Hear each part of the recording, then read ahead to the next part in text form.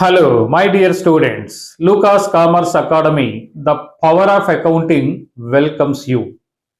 Dear students, రేపు మార్చిలో జరగబోయే సీనియర్ ఇంటర్ ఎగ్జామ్స్కి సంబంధించి ఒక ప్రత్యేకమైన ప్రోగ్రామ్ను మనం రన్ చేస్తున్నాం.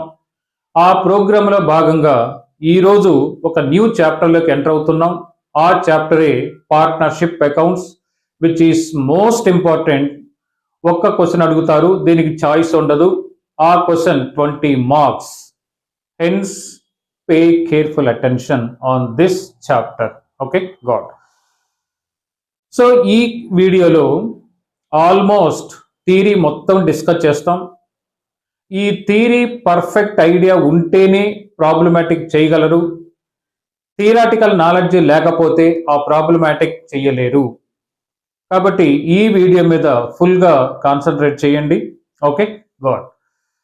So usually business organizations can be classified into three types. Number one, sole trading business. Number two, partnership business. Number three, company. ఈ బిజినెస్ ఆర్గనైజేషన్ని ఈ మూడు రకాలుగా మనం వర్గీకరించవచ్చు.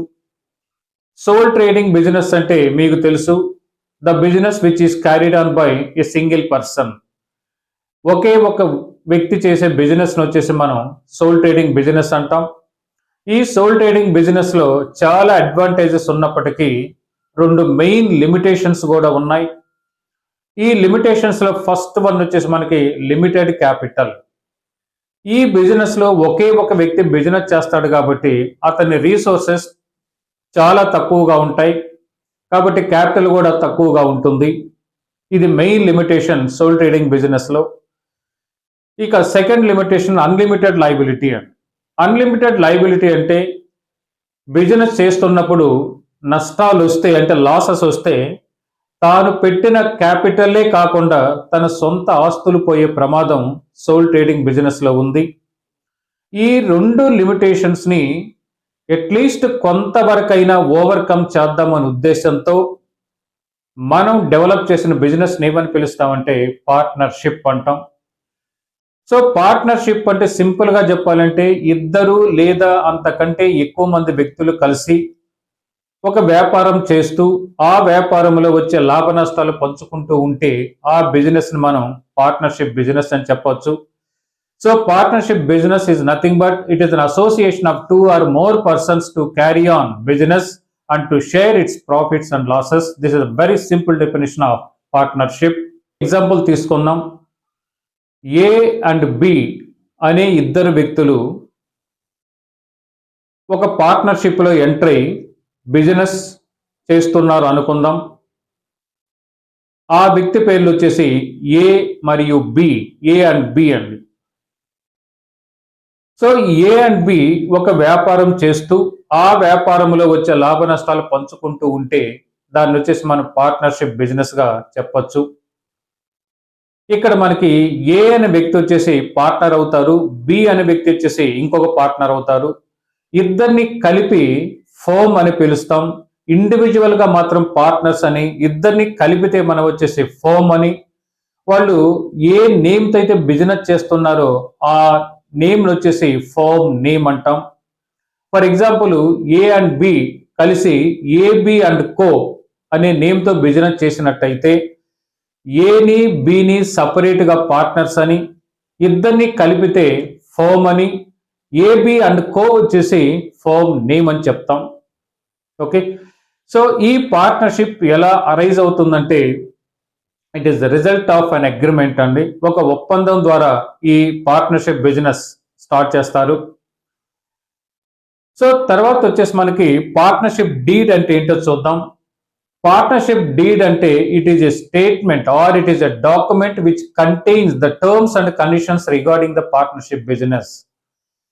సో పార్ట్నర్షిప్ బిజినెస్ కు సంబంధించి అన్ని వివరాలు ముందుగానే ఒక పేపర్ మీద రాసుకున్నట్టయితే ఆ పేపర్ని మనం వచ్చేసి పార్ట్నర్షిప్ డీడ్ అంటాం. ఈ పార్ట్నర్షిప్ డీడ్ లో ఏముంటాయంటే బిజినెస్ కు సంబంధించిన అన్ని వివరాలు దీంట్లో రాసుకుంటారు. ఫర్ ఎగ్జాంపుల్ వచ్చేసి మనకి నేమ్ ఆఫ్ ది పార్ట్నర్స్ పేర్లు, నెక్స్ట్ వాళ్ళ residential address, nature of business, ఎలాంటి వ్యాపారం వాళ్ళు చేస్తున్నారు, ఒక్కొక్కరు క్యాపిటల్ ఎంత తీసుకురావాలి, ప్రాఫిట్ షేరింగ్ రేషియో ఎంత ఉంటుంది, అంటే ప్రాఫిట్ ఆర్ లాస్ ఏ రేషియోలో పంచుకుంటారు, ఇంట్రెస్ట్ ఆన్ క్యాపిటల్ ఎంత అలౌ చేద్దాం, ఇంట్రెస్ట్ ఆన్ డ్రాయింగ్స్ ఎంత ఛార్జ్ చేయాలి. నెక్స్ట్ ఒక పార్ట్నర్ కొత్తగా జాయిన్ అవుతున్నట్టయితే what are the rules and what are the conditions we follow. అదే విధంగా ఒక పార్ట్నర్ ఫర్మ్ నుంచి వెళ్ళిపోతున్నట్టయితే లేదా చనిపోయినట్టయితే what is the procedure we follow. ఇలా బిజినెస్ కు సంబంధించిన అన్ని వివరాలు ఒక పేపర్ మీద రాసుకొని ఆ పేపర్ని రిజిస్టర్ చేయించినట్టయితే యాక్ట్ కింద, సో దాన్ని మనం వచ్చేసి ఏమని పిలుస్తామంటే పార్ట్నర్షిప్ డీడ్ అంటామండి. ఓకే, ఒకవేళ పార్ట్నర్షిప్ డీడ్ లేకుండా ఉన్నట్టయితే what are the provisions we follow. This is the very important. అయితే చాలా ప్రొవిజన్స్ ఉన్నప్పటికీ మనకు అన్ని ఇంపార్టెంట్ కాదు, జస్ట్ 1 or 2 డిస్కస్ చేద్దాం. వాటిలో ఫస్ట్ వచ్చేసి పార్ట్నర్షిప్ అగ్రిమెంట్ లేదా పార్ట్నర్షిప్ డీడ్ లేకుండా ఉన్నట్టయితే పార్ట్నర్స్ వచ్చేసి ప్రాఫిట్ ఆర్ లాస్ వచ్చేసి ఈక్వల్ గా పంచుకుంటారు. మీకు లెక్కలో A and B profit sharing ratio ఇవ్వకుండా ఉంటే మీరు ఏమనుకోవాల్సి వస్తుందంటే ఈక్వల్ పార్ట్నర్స్ అనుకోవాలి. This is the very important.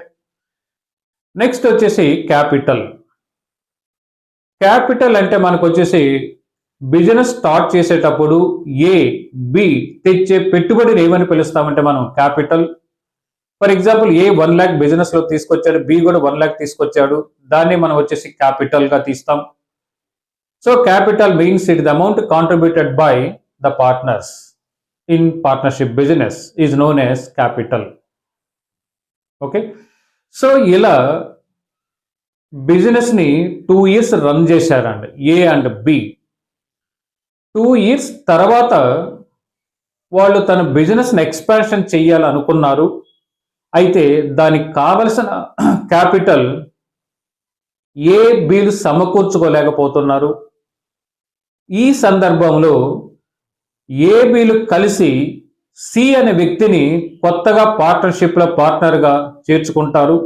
దీన్ని మనం వచ్చేసి అడ్మిషన్ ఆఫ్ ఎ పార్ట్నర్ అంటాం.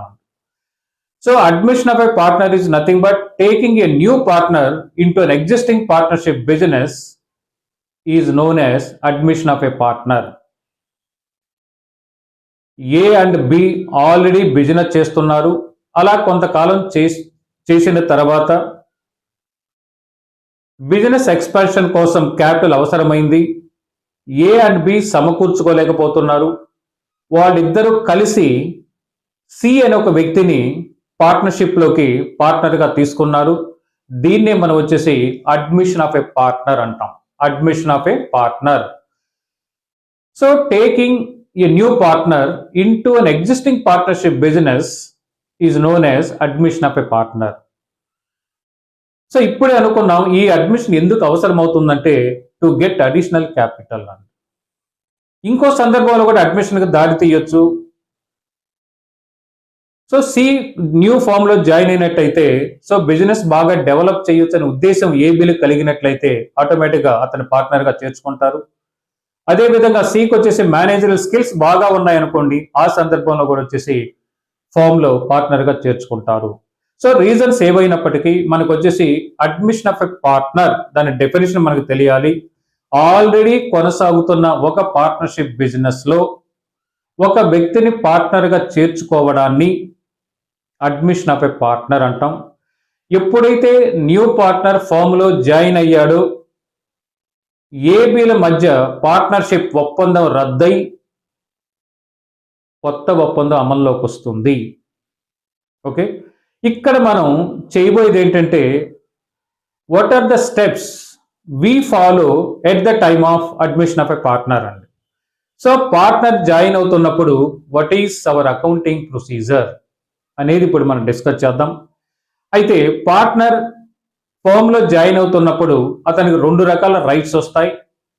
ఒకటి వచ్చేసి ప్రాఫిట్స్ లో షేర్ వస్తుంది, రెండోది వచ్చేసి అసెట్స్ లో షేర్ వస్తుందండి. 2 రకాల రైట్స్ న్యూ పార్ట్నర్కి వస్తాయి. ప్రాఫిట్ లో షేర్ తీసుకున్నందుకు న్యూ పార్ట్నర్ తెచ్చే మొత్తాన్ని గుడ్ విల్ అని, అసెట్స్లో షేర్ తీసుకున్నందుకు న్యూ పార్ట్నర్ తెచ్చే మొత్తాన్ని వచ్చేసి క్యాపిటల్ అంటాం. దీని తర్వాత డీటెయిల్డ్గా డిస్కస్ చేద్దాం. ఇప్పుడు మనకు వచ్చేసి ప్రాబ్లమాటిక్ ఏరియా సంబంధించి థియరీ మాట్లాడబోతున్నాం. సో అడ్మిషన్ ఆఫ్ ఎ పార్ట్నర్కి సంబంధించి we follow 4 steps and 4 steps. Step 1 వచ్చేసి మనకి revaluation of assets and liabilities. Step 2 వచ్చేసి distribution of undistributed profits and losses. Step 3 వచ్చేసి treatment of goodwill. Step 4 వచ్చేసి contribution of capital by the new partner. So ఇప్పుడు పార్ట్నర్షిప్లో మనం admission of a partner సంబంధించి problem చేయడానికి ఇప్పుడు నేను చెప్పిన 4 స్టెప్స్ ఫాలో అవుతాం. ఓకే, అయితే ఈ 4 స్టెప్స్ ఫాలో అయ్యే ముందు ప్రాబ్లం మనకి ఎలా ఇస్తాడు అనేది వెరీ ఇంపార్టెంట్ అండి. సో ప్రాబ్లం పిక్చర్ నేను చెప్తాను, ఆ పిక్చర్ని అలాగే గుర్తుపెట్టుకోవాలి. సో బిగినింగ్లో ఏం చెప్తాడంటే ఏబీలు వచ్చేసి పార్ట్నర్షిప్ బిజినెస్ చేస్తున్నారు. వాళ్ళు పలానా రేషియోలో ప్రాఫిట్స్ ఆర్ లాసెస్ పంచుకుంటున్నారు. వాళ్ళ బ్యాలెన్స్ షీట్ ఈ విధంగా ఉందని చెప్తారు. సో బ్యాలెన్స్ షీట్ ఫార్మేట్ మీకు తెలుసు. This is the very very important. Assets side మనకి కొన్ని ఎగ్జాంపుల్ తీసుకున్నాం. క్యాష్ ఇన్ హ్యాండ్ ఉంది, క్యాష్ అట్ బ్యాంక్ ఉంది, డెటార్స్ ఉంది, క్లోజింగ్ స్టాక్ ఉంది, plant and machinery, furniture and so on assets ఉంటాయి. లైబిలిటీ సైడ్ వచ్చేసి మనకి వచ్చేసి సన్రీ క్రెడిటార్స్ ఉంటుంది, బ్యాంక్ ఓవర్ డ్రాఫ్ట్ ఉంది, అవుట్ స్టాండింగ్ ఎక్స్పెన్సెస్ ఉంటాయి, నెక్స్ట్ జనరల్ రిజర్వ్ ఉంటుంది, ప్రాఫిట్ అండ్ క్యాపిటల్స్ ఉంటాయి. సో జనరల్ రిజర్వ్ తో పాటు మనకి ప్రాఫిట్ అండ్ లాస్ అకౌంట్ కూడా ఉండొచ్చు. దాని కింద వచ్చేసి మనకి క్యాపిటల్స్ ఉంటాయండి. ఓకే, ఒకసారి balance sheet format assets side all assets ఉంటాయి, లైబిలిటీ సైడ్ ఆల్ లైబిలిటీస్ ఉంటాయి. ఇది ఓల్డ్ పార్ట్నర్స్ బ్యాలెన్స్ షీట్ అని. నెక్స్ట్ బ్యాలెన్స్ షీట్ టోటల్ అయిన తర్వాత కింద ఏమి ఇస్తాడంటే ప్రాబ్లంలో ఏ and be decided to admit C as a partner with the following terms and conditions అని చెప్తారండి. క్రింది షరతులకు లోబడి ఏ అండ్ బి కలిసి న్యూ పార్ట్నర్ని ఫామ్లో చేర్చుకుంటున్నారు అని చెప్తాడు. అక్కడ మనకి కొన్ని కండిషన్స్ చెప్తాడు, అంటే కొన్ని ప్రొవిజన్స్ అక్కడ ఉంటాయి. వాటిలో ఫస్ట్ ఏం చెప్తాడంటే న్యూ పార్ట్నర్ ఇంత క్యాపిటల్ తీసుకురావాలి. నెక్స్ట్ సెకండ్ వన్ వచ్చేసి న్యూ పార్ట్నర్ ఇంత గుడ్ విల్ తీసుకురావాలి. ఒకళ్ళు కొన్ని సందర్భాల్లో తీసుకురాలేకపోవచ్చు. ఇక తర్వాత మనకు వచ్చేసి అసెట్స్ అండ్ లైబిలిటీస్ ఉన్నాయి ఓల్డ్ బ్యాలెన్స్ షీట్లో. ఈ అసెట్స్ కొన్ని అసెట్స్ ని రీవాల్యూ చేస్తాడు. ఆ రీవాల్యూ చేయడం వల్ల మనకి అసెట్ వాల్యూ పెరగొచ్చు, అసెట్ వాల్యూ తగ్గొచ్చు. అదేవిధంగా లైబిలిటీస్ కూడా కొన్ని లైబిలిటీస్ ఉన్నాయి. ఈ లైబిలిటీస్ కూడా కొన్ని లైబిలిటీస్ పెరగొచ్చు, కొన్ని లైబిలిటీస్ తగ్గొచ్చు. ఇది ప్రాబ్లం పిక్చర్ ఈ విధంగా ఉంది. వన్స్ అగైన్ ఏ బీలు బిజినెస్ చేస్తున్నారు, వాళ్ళ ప్రాఫిట్ షేరింగ్ రేషియో ఇలా ఉంది, వాళ్ళ బ్యాలెన్స్ షీట్ ఈ విధంగా ఉందని చెప్తాడు. మీకు ఇచ్చిన పైన ఇచ్చిన balance sheet only old partners balance sheet. So balance sheet అనగానే మనకు వచ్చేసి అసెట్స్ అండ్ లైబిలిటీస్. క్రింద వచ్చేసి మనకి క్రింది షరతులకు లోబడి సి న్యూ పార్ట్నర్ గా జాయిన్ అవుతున్నాడు. దాంట్లో 1 వచ్చేసి న్యూ పార్ట్నర్ ఇంత క్యాపిటల్ తీసుకురావాలి. రెండోది న్యూ పార్ట్నర్ గుడ్ విల్ ఇంత తీసుకురావాలి. తర్వాత ఈ అసెట్స్ ని రీవాల్యూ చేస్తున్నాడు. ఆ రీవాల్యూ చేయడం వల్ల కొన్ని అసెట్స్ వాల్యూ పెరుగుతాయి, కొన్ని అసెట్స్ వాల్యూ తగ్గుతాయి. అదేవిధంగా లైబిలిటీస్ కూడా కొన్ని లైబిలిటీస్ రీవాల్యూ చేస్తాడు. ఆ రీవాల్యూ చేయడం వల్ల కొన్ని లైబిలిటీస్ పెరుగుతాయి, కొన్ని లైబిలిటీస్ తగ్గుతాయి. ఫైనల్గా ఏం అడుగుతారంటే మీకు వచ్చేసి ప్రిపేర్ ద ఫాలోయింగ్ అకౌంట్స్ అని చెప్తూ ఫస్ట్ వన్ రీవాల్యూషన్ అకౌంట్, తర్వాత పార్ట్నర్స్ క్యాపిటల్ అకౌంట్, తర్వాత గుడ్ విల్ అకౌంట్, తర్వాత వచ్చేసి cash or bank account and last one వచ్చేసి new balance sheet. New balance sheet అంటే ఏ బి అండ్ సీల బ్యాలెన్స్ షీట్ మనం తయారు చేయాలి.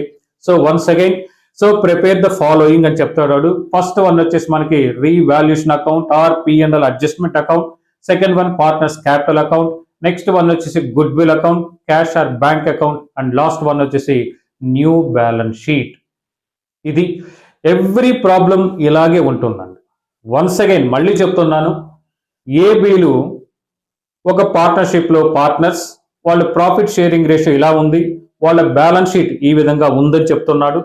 మళ్ళీ అసెట్స్ అన్ని ఇస్తాడు, లైబిలిటీ సైడ్ ఇస్తాడు. కింద బ్యాలెన్స్ షీట్ కింద వచ్చేసి క్రింది షరతులకు లోబడి సి జాయిన్ అవుతున్నాడు. దాని ప్రొవిజన్స్ వచ్చేసి అంటే ఈ క్రింది షరతులకు లోబడి జాయిన్ అవుతున్నాడు. So that first one new partner ఇంత క్యాపిటల్ తీసుకురావాలి, అంటే సి ఇంత పార్ట్నర్ క్యాపిటల్ తీసుకురావాలి. నెక్స్ట్ వచ్చేసి సి ఇంత గుడ్ విల్ తీసుకురావాలి. న్యూ పార్ట్నర్ జాయిన్ అవుతున్నప్పుడు కొన్ని అసెట్స్ అండ్ లయబిలిటీస్ వచ్చేసి రీవాల్యూ చేస్తాం, చెప్తాడు ఆ విషయాన్ని. తర్వాత మనం వచ్చేసి ప్రిపేర్ ద ఫాలోయింగ్ అకౌంట్స్ అని చెప్తూ రీవాల్యుయేషన్ అకౌంట్ ఏమని చెప్తాడు, పార్ట్నర్స్ క్యాపిటల్ అకౌంట్ ఏమని చెప్తాడు, నెక్స్ట్ గుడ్ విల్ అకౌంట్ చెప్తాడు, cash or bank account and new balance sheet. So ఈ ప్రాబ్లం పిక్చర్ అలాగే గుర్తుపెట్టుకోండి, ఎవ్రీ ప్రాబ్లం వచ్చేసి ఇలాగే ఉంటుంది. ఓకే, ఇప్పుడు నేను వచ్చేసి అకౌంటింగ్ స్టెప్స్కి వస్తున్నానండి. సో అకౌంటింగ్ స్టెప్స్ ఇందాక మనకు వచ్చేసి న్యూ పార్ట్నర్ జాయిన్ అవుతున్నప్పుడు ఒక 4 స్టెప్స్ గురించి నేను మాట్లాడుతున్నాను. ఫస్ట్ స్టెప్ వచ్చేసి మనకి revaluation of assets and liabilities. Old balance sheet లో ఉన్న అసెట్స్ అండ్ లయబిలిటీస్ లో కొన్నిటిని రీవాల్యూ చేస్తారండి. ఆ రీవాల్యూ చేయడం వల్ల కొన్ని అసెట్స్ పెరగొచ్చు, కొన్ని అసెట్స్ తగ్గొచ్చు, కొన్ని లయబిలిటీస్ పెరగొచ్చు, కొన్ని లయబిలిటీస్ తగ్గొచ్చు. ఓకే, ఇలా అసెట్స్ రీవాల్యూ చేయడం వల్ల ప్రాఫిట్ ఆర్ లాస్ వస్తుంది. ఈ ప్రాఫిట్ ఆర్ లాస్ ఎవరికి ఇస్తామంటే ఓల్డ్ పార్ట్నర్కే పంచాలండి. ఫర్ ఎగ్జాంపుల్, ఒక సింపుల్ ఎగ్జాంపుల్ మీకు తీసుకుంటాను. 2 years బ్యాక్ వచ్చేసి ఏబీలు బిజినెస్ చేశారు. ఆ రోజు ఒక ల్యాండ్ కొన్నారు అనుకున్న, ఫర్ ఎగ్జాంపుల్ 1 lakh పెట్టి. 2 years తర్వాత ఆ ల్యాండ్ వాల్యూ ఈ రోజు 10 lakhs అయిందండి. ఇది కొన్నది ఏబీలు 1 lakh పెట్టి కొన్నారు. ఈ రోజున అంటే న్యూ పార్ట్నర్ జాయిన్ అవుతున్న సందర్భాన ఆ ల్యాండ్ మార్కెట్ లో కానీ మనం అమ్మినట్టయితే 10 lakhs వస్తుంది. అంటే ఈ రోజు అసెట్ వాల్యూ 10 lakhs, ఆ రోజు వచ్చేసి 1 lakh, అంటే 9 lakhs అసెట్ పెరిగిందండి. సో ఈ అసెట్ పెరగడం వల్ల ప్రాఫిట్ వచ్చింది, 9 lakhs ప్రాఫిట్ అవుతుంది. ఆ ప్రాఫిట్ ఏబీలకు మాత్రమే ఇస్తారా, సికి కూడా పంచుతారా చెప్పండి? గుడ్. సో ఏబీలు వాళ్ళు కొనుక్కున్నారు కాబట్టి వచ్చిన ప్రాఫిట్ వాళ్ళకే చెందుతుంది. ఇదే లాజిక్ అన్నిటికీ అప్లై చేయండి revaluation of assets and liabilities. So ఈ అసెట్స్ లయబిలిటీస్ రీవాల్యూ చేయడం వల్ల ప్రాఫిట్ రావచ్చు లేదా లాస్ రావచ్చు. ఈ ప్రాఫిట్ ఆర్ లాస్ ఏం చేస్తామంటే ఓల్డ్ పార్ట్నర్కి వచ్చేసి పంచుతున్నాం. ఇక్కడ మనం ఏబీలను వచ్చేసి ఓల్డ్ పార్ట్నర్స్ అని, సిని వచ్చేసి న్యూ పార్ట్నర్ అని చెప్తాం. ఓకే, ఇప్పుడు చూడండి ఒక్కసారి ఈ profit or loss on revaluation of assets and liabilities calculate చేయడానికి ఒక అకౌంట్ ఒకటి ఓపెన్ చేస్తాం. దాన్ని మనం వచ్చేసి రీవాల్యుయేషన్ అకౌంట్ అంటాం. So revaluation account. సో ఇది కానీ క్లియర్ గా మీకు అర్థమైతే ప్రాబ్లమాటిక్ చాలా ఈజీగా ఉంటుంది. సో రీవాల్యుయేషన్ అకౌంట్, దీన్ని మరొక పేరుతోనే వచ్చేసి P&L అడ్జస్ట్మెంట్ అకౌంట్ అంటాం. P&L అడ్జస్ట్మెంట్ అకౌంట్ అన్న రీవాల్యుయేషన్ అకౌంట్ అన్న both are same. It is nothing but profit and loss account. Okay, so దీంట్లో మనకు వచ్చేసి డెబిట్ సైడ్ ఆల్ లాసెస్ కనిపిస్తాయి, క్రెడిట్ సైడ్ వచ్చేసి ఆల్ గెయిన్స్ కనిపిస్తాయి. ఓకే, సో డెబిట్ సైడ్ మనకు లాసెస్ ఉంటాయి, క్రెడిట్ సైడ్ వచ్చేసి గెయిన్స్ ఉంటాయి. ఓకే, సో డెబిట్ సైడ్ ఏమి రాయబోతున్నాం, క్రెడిట్ సైడ్ ఏమి రాయబోతున్నాం చూడండి. ఒక్కసారి మనకి అసెట్స్ వాల్యూ పెరిగిందండి. సో ఇందాక అనుకున్న ల్యాండ్ 1 lakh ఉంది 2 years బ్యాక్ న, ఈ రోజు న్యూ పార్ట్నర్ జాయిన్ అవుతున్న సందర్భాన ఆ ల్యాండ్ వాల్యూ 10 lakhs అంటే 9 lakhs పెరిగింది. సో అసెట్ కానీ పెరిగితే గెయిన్ అవుతుంది కాబట్టి క్రెడిట్ సైడ్ వచ్చేసి మనకి దాన్ని తీసుకుంటాం. So increased assets, short cut గా చెప్తున్నాను, బై ఇంక్రీజ్డ్ అసెట్స్. అంటే ఏ అసెట్స్ వాల్యూ పెరుగుతుందో అవన్నీ మనకి గెయిన్ కాబట్టి క్రెడిట్ సైడ్ తీసుకుంటాం. ఓకే, ల్యాండ్ పెరిగింది క్రెడిట్ సైడ్, బిల్డింగ్ పెరిగింది క్రెడిట్ సైడ్, ఫర్నిచర్ పెరిగింది credit side, plant and machinery పెరిగింది క్రెడిట్ సైడ్. ఒకవేళ కొన్ని అసెట్స్ తగ్గితే అంటే బ్యాలెన్స్ షీట్ లో ఉన్న వాల్యూ కంటే ఈ రోజు న్యూ పార్ట్నర్ జాయిన్ అవుతున్న సందర్భాన అసెట్ వాల్యూ తగ్గితే లాస్లు కాబట్టి ఏ సైడ్ తీసుకోబోతున్నాం అంటే debit side. So to decreased assets.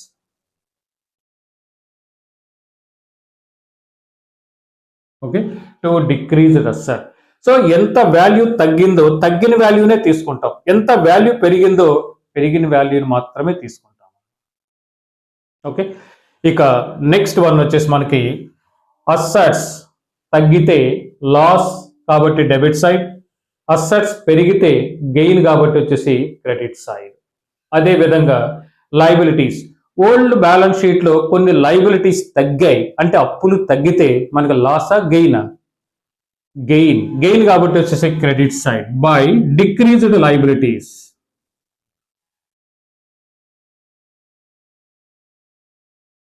Decreased liabilities. Okay, liabilities తగ్గితే మన గెయిన్ కాబట్టి క్రెడిట్ సైడ్.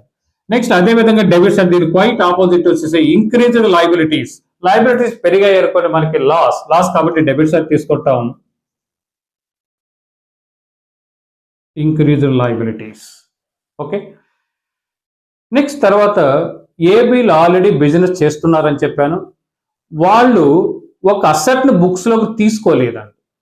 ఈ రోజు న్యూ పార్ట్నర్ జాయిన్ అవుతున్న సందర్భాన ఆ లెక్కలోకి తీసుకోకుండా అంటే బుక్స్ లో రాయకుండా ఉన్న అసెట్ ని ఈ రోజు బుక్స్ లో రాస్తున్నారు అంటే అసెట్ పెరుగుతుందండి, అసెట్ మనకు వస్తుంది. ఇది లాసా గెయినా? గెయిన్ కాబట్టి credit side by unrecorded assets అంటాం దాన్ని. అన్రికార్డెడ్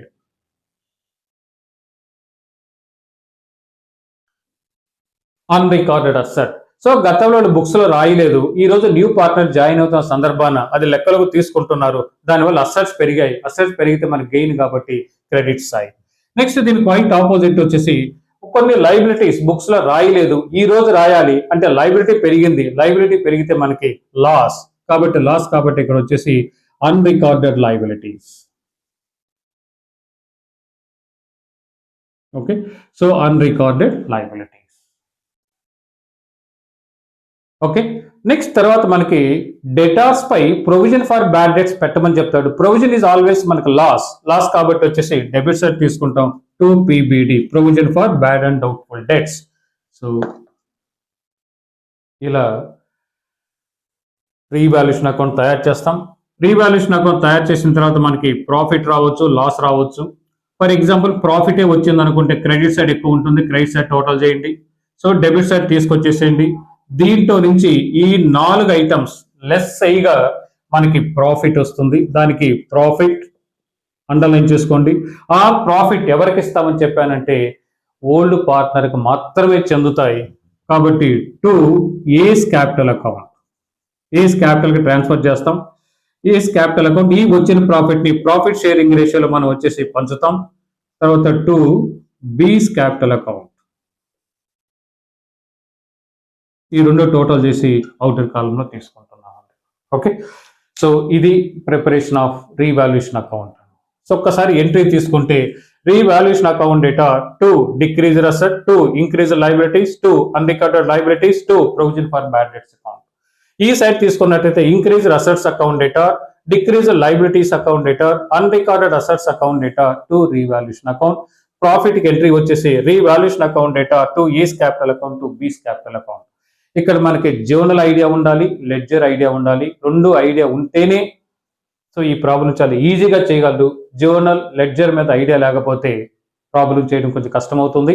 సో జర్నల్ పెద్ద ప్రాబ్లం ఏం కాదు, లెడ్జర్ పోస్టింగ్ అనేది కంపల్సరీ మనకి తెలియాలి. ఇది స్టెప్ 1. సో స్టెప్ 1 వచ్చేసి మనకి revaluation of assets and liabilities. Okay, దీనికోసం మనం రీవాల్యుయేషన్ అకౌంట్ తయారు చేసాం. డెబిట్స్ అండ్ లాసెస్ అన్ని తీసుకున్నాం, క్రెడిట్స్ అండ్ గెయిన్స్ తీసుకున్నాం. ఈ గెయిన్స్ లో నుంచి లాసెస్ తీసే నెట్ గా ప్రాఫిట్ వచ్చింది. ఆ ప్రాఫిట్ ని ఓల్డ్ పార్ట్నర్స్ అంటే మనం అనుకున్న ఎగ్జాంపుల్లో ఏబీలకు వచ్చేసి ట్రాన్స్ఫర్ చేస్తాం, క్యాపిటల్ అకౌంట్ కి ట్రాన్స్ఫర్ చేద్దాం. ఇది స్టెప్ 1 అండి. నెక్స్ట్ సెకండ్ స్టెప్ కి వస్తాను. సెకండ్ స్టెప్ వచ్చేసి distribution of undistributed profits and losses. This is also very important step. Distribution అంటే పంచడం ఆఫ్ అన్డిస్ట్రిబ్యూటెడ్ ప్రాఫిట్, పంపిణీ చేయకుండా ఉండే ప్రాఫిట్స్. ఇది ఎవరికి ఇస్తామంటే ఓల్డ్ పార్ట్నర్కి ఇస్తాం. ఫర్ ఎగ్జాంపుల్ చూడండి, సో ఏ వచ్చేసి B 2 years back business start చేశారని చెప్పాను. ఈ 2 years లో వాళ్ళకు వచ్చిన ప్రాఫిట్ లో కొంత మొత్తాన్ని తీసి పక్కన పెట్టుకున్నారు రిజర్వ్ అని. ఫస్ట్ ఇయర్ ఒక 10,000 పక్కన పెట్టారు, సెకండ్ ఇయర్ ఒక 10,000 పక్కన పెట్టారు. ఈ పక్కన పెట్టిన మొత్తాన్ని ఇక్కడ టెక్నికల్ గా ఏమని పిలుస్తామంటే రిజర్వ్ అని పదం అర్థం, or general reserve or reserve fund అండి. సో ఈ రిజర్వ్ ఎక్కడ ఉంటుందంటే బ్యాలెన్స్ షీట్ లో, అంటే ఓల్డ్ బ్యాలెన్స్ షీట్ లో లైబిలిటీస్ సైడ్ ఉంటుంది. Liabilities and general reserve. ఈ జనరల్ రిజర్వ్ ఉంది అంటే దాని అర్థం ఏంటంటే ఓల్డ్ పార్ట్నర్స్ దాచిపెట్టుకున్న మొత్తం అని అర్థం. ఈ రోజు న్యూ పార్ట్నర్ జాయిన్ అవుతున్నాడు కాబట్టి సో దీన్ని ఓల్డ్ పార్ట్నర్ క్యాపిటల్ అకౌంట్ ఇచ్చేస్తాం, అంటే ట్రాన్స్ఫర్ చేస్తామండి. ఒకవేళ మీరు ట్రాన్స్ఫర్ చేయలేదనుకోండి, న్యూ పార్ట్నర్ జాయిన్ అయిన తర్వాత ఫ్యూచర్లో వచ్చేసి దీంట్లో కూడా షేర్ కావాలని న్యూ పార్ట్నర్ అడుగుతాడండి. సో న్యూ పార్ట్నర్ జాయిన్ అవుతున్నప్పుడు సో అన్ని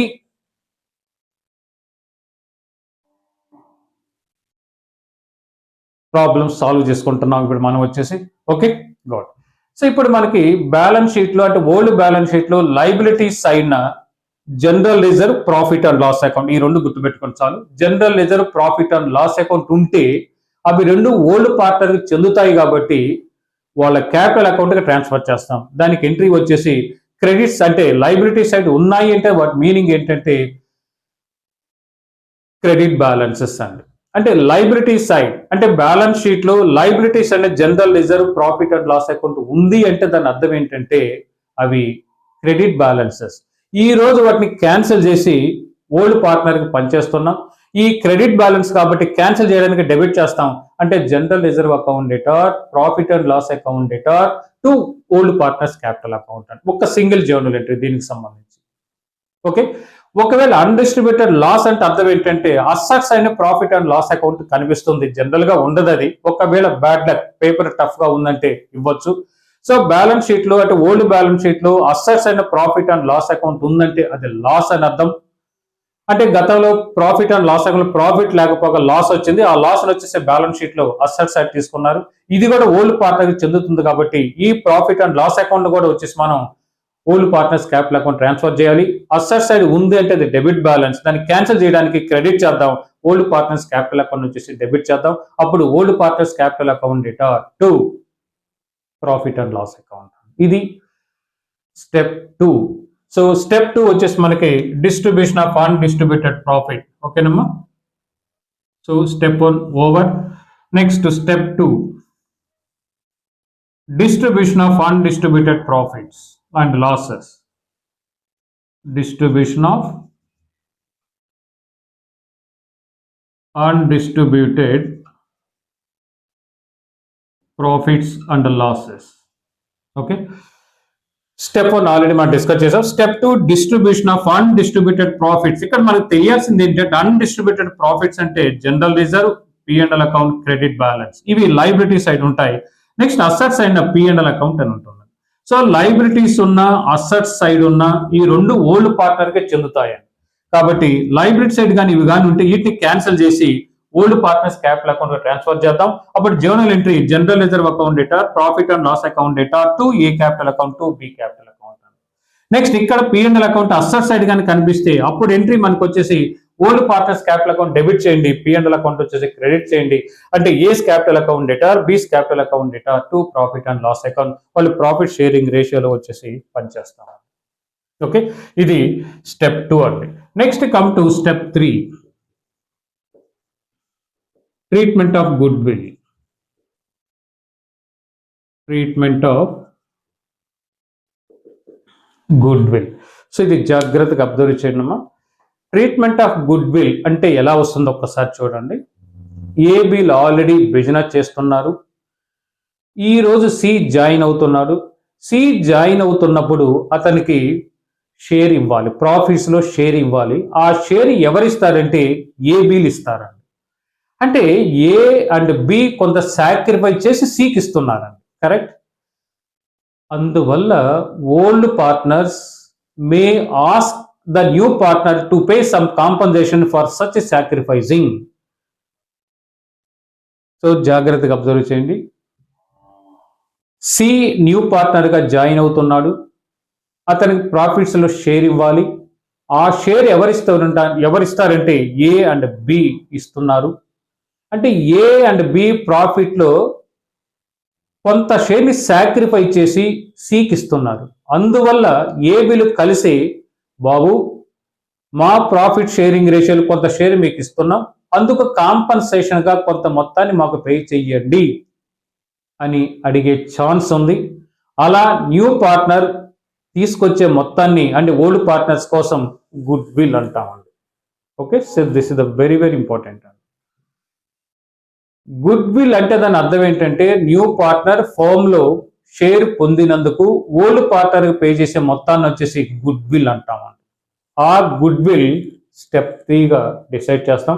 అయితే ఈ గుడ్ విల్ మనకి న్యూ పార్ట్నర్ క్యాష్లో రావచ్చు, తీసుకురాలేకపోవచ్చు అండి. దీనికి సంబంధించి ఫస్ట్ మనకి కేస్ 1, కేస్ 2, కేస్ 3 3 కేసులు ఉన్నాయండి. Case 1, case 2, case 3. కేస్ 1 ఏంటంటే when the new partner brings goodwill in క్యాష్లో తెచ్చినప్పుడు. Okay, brings goodwill in cash, brings goodwill in cash. Okay, new partner cash రూపేణ goodwill తెచ్చినప్పుడు దీనికి సంబంధించి 2 entries వస్తాయి. ఆ తీసుకొచ్చిన గుడ్ విల్ లెక్కలో ఏం చెప్పకపోతే ఫామ్ లోనే ఉంటుంది. అది ఓల్డ్ పార్ట్నర్స్ ఇంటికి తీసుకెళ్ళకూడదు అనే లాజిక్ ని ఇక్కడ మనం ఫాలో అవుతాం.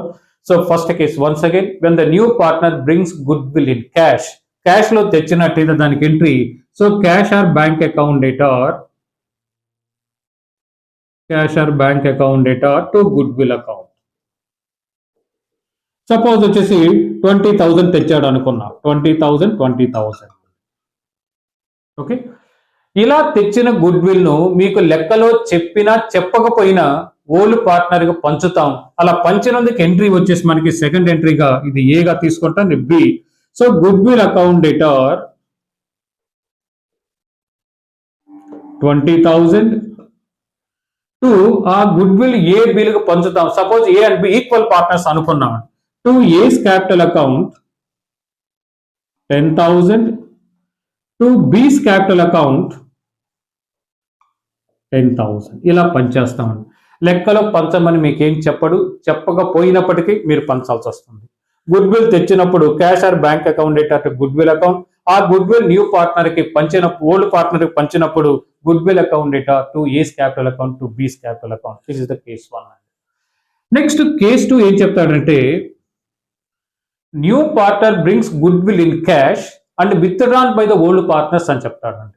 ఓకే, సో ఇది కూడా పైలాగే ఉంటుంది. Brings goodwill in cash and withdrawn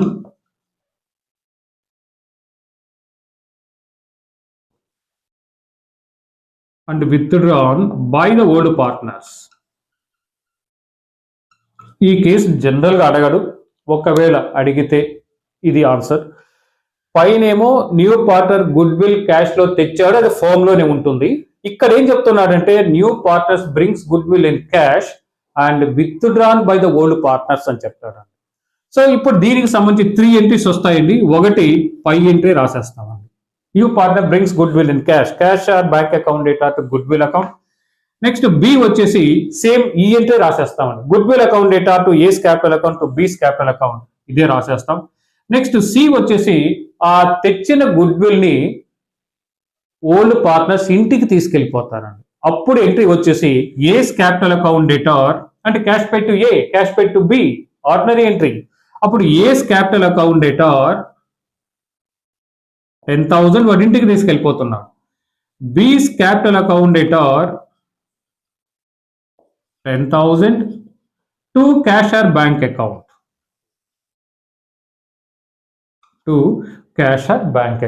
ఇక్కడ అదే అమౌంట్ కాబట్టి 20,000. ఇది 3 ఎంట్రీస్ అండి.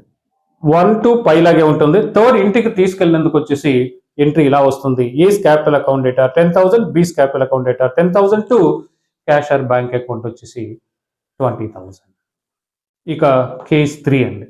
ఈ case 1 loan case 2 loan new partner brings goodwill in cash.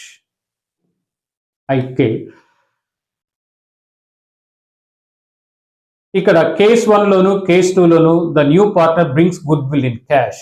అయితే కొన్ని సందర్భాలలో when the new partner is unable to pay the good will in cash, పాపం గుడ్ విల్ తీసుకురాలేకపోవచ్చు. తీసుకురాలేనప్పుడు ఏం చేయబోతున్నామంటే goodwill is raised or created. So ఆ goodwill ని మనమే create చేస్తామండి. అది లెక్కలో ఇంత వాల్యూకు గుడ్ విల్ రైజ్ చేయండి లేదా క్రియేట్ చేయండి అని లెక్కలో చెప్తాడు. చెప్పిన ప్రకారం తీసుకున్నాం.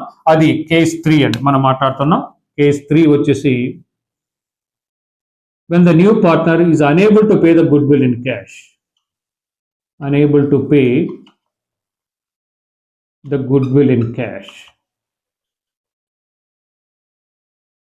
ఓకే, ఇక్కడ new partner goodwill cash రూపంలో తీసుకురాలేకపోతున్నాడు. ఈ సందర్భంలో గుడ్ విల్ వచ్చేసి మనం రైట్ చేస్తాం ఆర్ క్రియేట్ చేస్తాం. అప్పుడు దానికి entry goodwill account debtor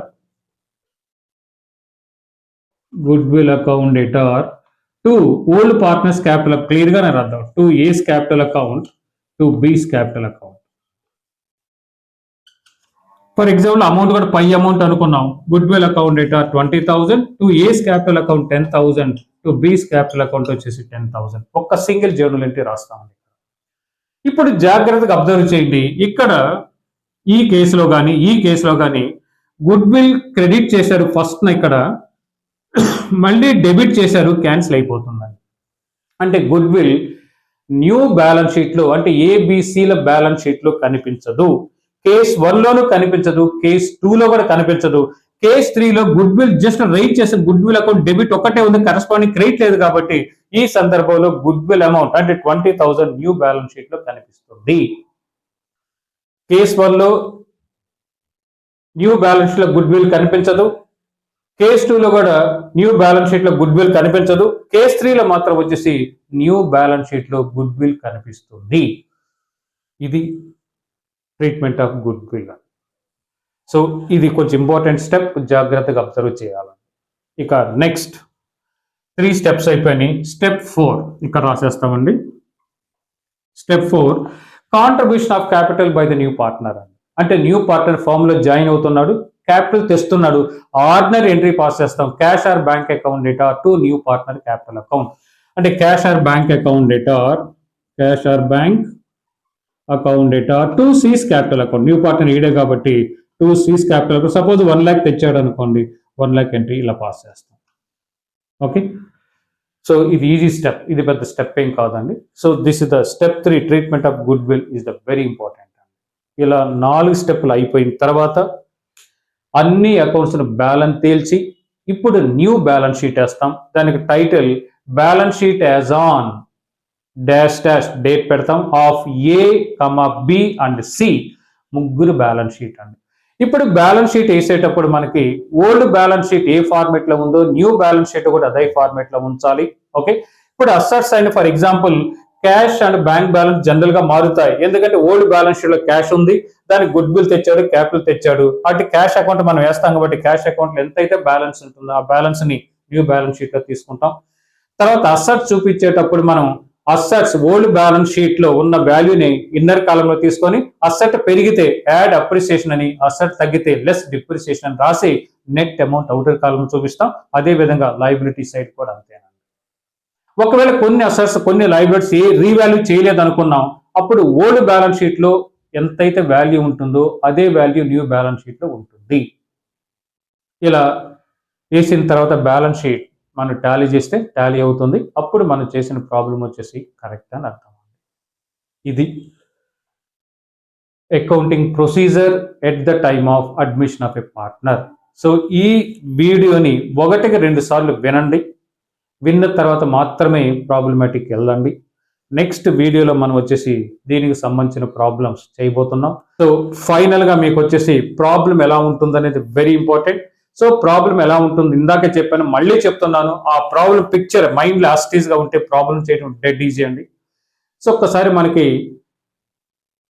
ఏబిలు వచ్చేసి పార్ట్నర్స్ అని చెప్తాడు, వాడు ప్రాఫిట్ షేరింగ్ రేషియో ఇస్తాడు, వాళ్ళ బ్యాలెన్స్ షీట్ ఈ విధంగా ఉందని చెప్తాడు, అసెట్స్ ఉంటాయి, లయబిలిటీస్ ఉంటాయి, బ్యాలెన్స్ షీట్ టాలీ అవుతుంది. నెక్స్ట్ తర్వాత సి క్రింది షరతులకు లోబడి పార్ట్నర్ గా జాయిన్ అవుతున్నాడని చెప్తూ కింద కొంత డేటా మనకి ఇస్తాడు. ఆ డేటాలు ఏం చెప్తాడంటే న్యూ పార్ట్నర్ ఇంత క్యాపిటల్ తీసుకురావాలి అని చెప్తాడు. నెక్స్ట్ న్యూ పార్ట్నర్ ఇంత గుడ్ విల్ తీసుకురావాలి అని చెప్తాడు. తర్వాత కొన్ని అసెట్స్ కొన్ని లయబిలిటీస్ రీవాల్యూ చేస్తాడు. ఇదే ప్రాబ్లం. లాస్ట్ వచ్చేసి ఏమడుగుతాడంటే ప్రిపేర్ ద ఫాలోయింగ్ అని చెప్తూ రీవాల్యుయేషన్ అకౌంట్ ఏమని చెప్తాడు, పార్ట్నర్స్ క్యాపిటల్ అకౌంట్ చెప్తాడు, గుడ్ విల్ అకౌంట్ చెప్తాడు, క్యాష్ ఆర్ బ్యాంక్ చెప్తాడు, అండ్ లాస్ట్ వచ్చేసి బ్యాలెన్స్ షీట్ అండి. ఎవ్రీ ప్రాబ్లం సేమ్ ఇదే మోడల్లో ఉంటుంది. ఓకే, సో నెక్స్ట్ వీడియోలో మనం వచ్చేసి ప్రాబ్లమాటిక్లోకి ఎంటర్ అవుదాం. ఈ వీడియోని ఈ థియరీ పార్ట్ వచ్చేసి మాత్రం 1-4 సార్లు వినండి. విన్న తర్వాత మాత్రమే ప్రాబ్లమాటిక్లోకి ఎంటర్ కండి. నెక్స్ట్ వీడియోలో వచ్చేసి ఈ అడ్మిషన్ ఆఫ్ ఎ పార్ట్నర్కి సంబంధించి ప్రాబ్లంలో ఎంటర్ అవుతాం. Okay, so till then thank you very much.